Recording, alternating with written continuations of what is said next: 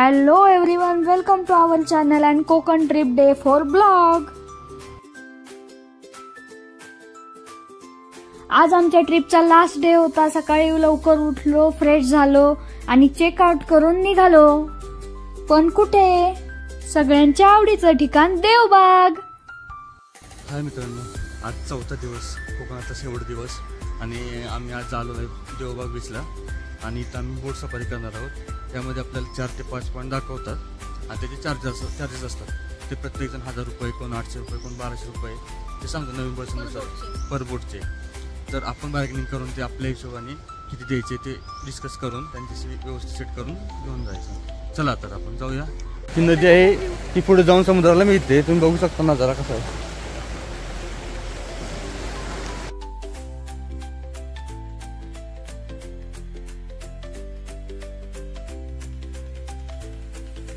इथून तुम्हाला बोटीचे सफरी, समजा तुम्हाला डॉल्फिनला जायचं तर डॉल्फिन पण दाखवू शकतो। त्याच्यात डॉल्फिन भरपूर असतात समुद्रामध्ये। हा समुद्र आहे पश्चिम दिशेला, त्याच्यात तुम्हाला डॉल्फिन दिसले तरच मग आम्हाला पैसे द्यायचे। डॉल्फिन भरपूरच असतात, पण अजून सर थोडे एक 4-8 दिवस तरी जायला अजून थोडे लाटा आहेत। हे झालं त्याचं न्यूसी बीच आहे, तिथं गोल्डन रॉक म्हणून आहे, खडक मोठं असतं, ते गोल्डन सारखा त्याचा आकार असतो। तिथं पण बघण्यासारखं बीच आहे।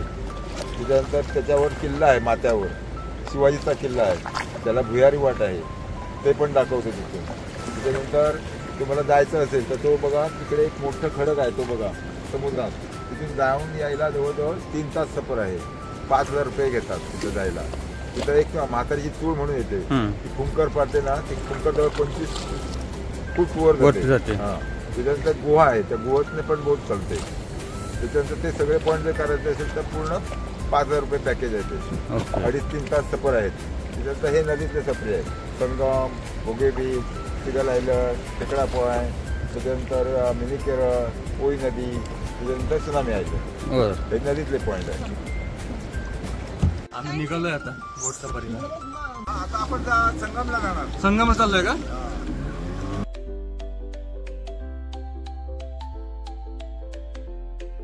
मित्रांनो तुम्ही बघू शकताय हा पलीकडे अरबी समुद्र आहे आणि कर्ली नदी दोन्ही संगम झालेला आहे। इथं संगम पॉईंट नाटाची समुद्र दिसला येताना।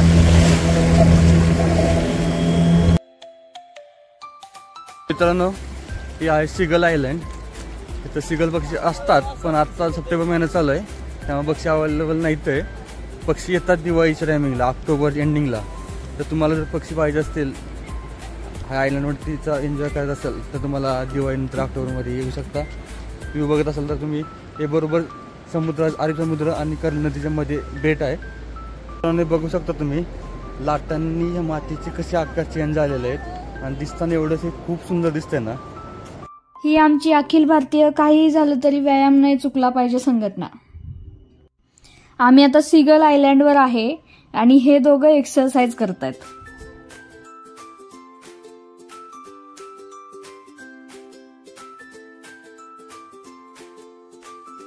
सिगल आयलँड बघून आम्ही आता आलोय खेकडा पॉइंट बघायला। इथे तळाला पूर्ण खडक आहे आणि इथे नदीतले खेकडे भेटतात। समोर दिसतोय तो आहे कोकणचा मिनी केरळ। तुम्ही बघू शकता नारळ झाड केरळ सारखीच आहे इथं, त्यामुळे याला नाव दिलेलं आहे या लोकांनी मिनी केरळ।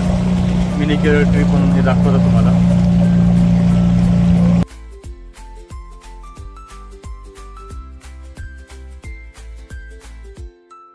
मित्रांनो हा बघू शकता तुम्ही 2 नद्या संगम आहे। पुढून दिसते ती कर्ली नदी आहे आणि आहे ती कोळी नदी आहे। 2 नदी संगम होतो इथं समुद्राच्या अलीकडेच, थोडा 1 किलोमीटर अंतर असेल। मित्रांनो हे समोर दिसतंय ना, ते सुनामी आयलंड आहे कर्ली नदीच्या बरोबर मध्ये। आणि तुम्ही बघत समोर लोक काहीतरी करत आहेत, मंडप घालायचं चालू आहे। आता एक 10 दिवसानंतर इथं हॉटेल्स करतात, पाण्याच्या वरती हॉटेल्स असतात। इथं तुम्हाला नाश्त्याची सगळ्या सोयी भेटते, मोदक भेटतात आणि वडापाव वगैरे, गरम भजी इथे वस्तू तुम्ही आस्वाद घेऊ शकता। अजून सुरू नाही झालेलं, एक थोड्या 10 दिवसात हे सुरू होईल दिवाळीच्या आसपास।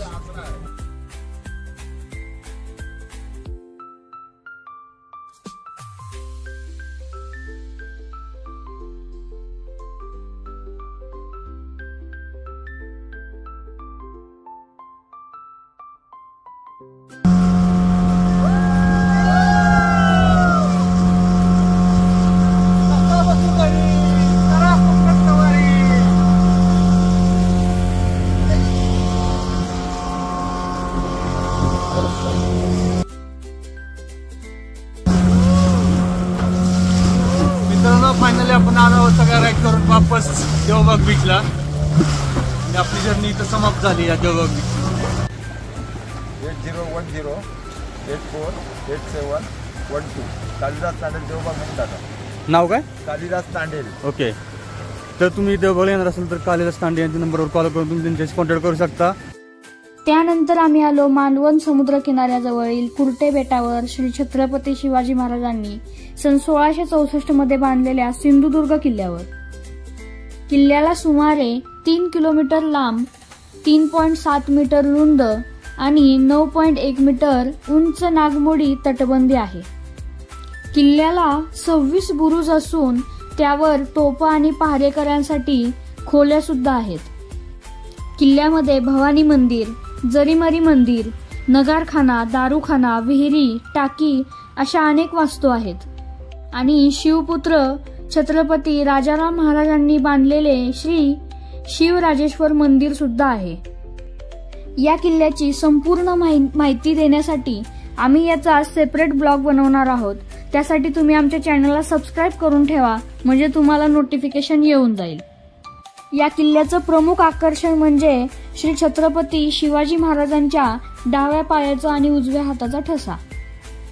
शिवाजी महाराजांच्या डाव्या पायाचाच का आणि उजव्या हाताचाच का ठसा घेतला याबद्दल इन डिटेल इन्फॉर्मेशन आम्ही आमच्या मोठ्या ब्लॉगमध्ये देऊ. किल्ला बघून झाल्यावर आम्ही कोकणाचा निरोप घेऊन आमच्या परतीच्या प्रवासाला लागलो. माघारी येणं थोडं कठीण होतं, पण काय करणार, ऑप्शन पण नव्हता. ती हिरवीगार झाडी, डोंगर आणि पाऊस, वा, खूप मस्त असं निसर्गरम्य वातावरण होतं. ते सगळं बघत बघत आम्ही पोहोचलो कोल्हापूरमध्ये. कोल्हापुरात आल्यावर रंकाळ्यावर थोडा वेळ थांबलो, टाइमपास केला. आणि कसं आहे, कोल्हापुरात आलो आणि तांबडा पांढरा नाही खाल्ला ते बरोबर नाही वाटत ना. मग येता येता हॉटेल भन्नाटवाडीला थांबलो, तिथे मस्त पोटभर जेवण केलं. खरं सांगायचं तर तिथला ॲम्बियन्स आणि सर्व्हिस आणि मोस्ट इम्पॉर्टंट वॉशरूम इतकं जबरदस्त आहे आणि त्यांच्या फॅसिलिटी इतक्या मस्त आहेत, तुम्ही अवश्य भेट द्या. जेवण झाल्यावर आम्ही निघालो आणि थोड्या वेळाने पोहोचलो आमची कोकण ट्रिप इथेच संपली. पण पूर्ण ट्रिपमध्ये आमच्यासोबत अशा काही गोष्टी घडल्या त्यामुळे आम्ही थोडं डिसअपॉइंटेड झालो किंवा अजूनही बेटर होऊ शकत होतं. अशा सगळ्या गोष्टींच्या रिव्ह्यूचा आम्ही एक सेपरेट ब्लॉग बनवणार आहोत, तोही आम्ही तुमच्यासोबत लवकर शेअर करू. यापुढे अशाच भन्नाट आणि उत्तम ट्रिप आम्ही तुमच्यासोबत शेअर करू. त्यासाठी आमच्या चॅनलला सबस्क्राईब करायला विसरू नका आणि बेल आयकॉनवर